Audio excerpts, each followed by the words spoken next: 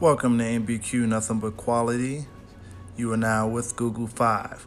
So we have a picture of my G&G Raider L 2.0E, and I added a 15-inch rail. Didn't quite like the look of it. The PVC pipe looks very unprofessional. Looks like a cast holding a silencer. So I decided to make some changes. So I decided to completely revamp my gun. Check it out. So I add a PVC pipe to the front end of my gun to give it a unique look. My silencer also is flush, as you can see. It matches up perfectly. I entirely painted the entire body a copper color to match all the way through. The 15-inch rail is still installed.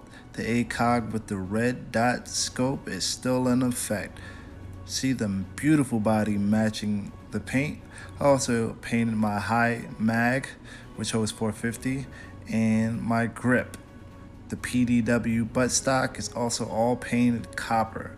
I left the main frame of the body black, and this is my new upgraded Raider L 2.0E.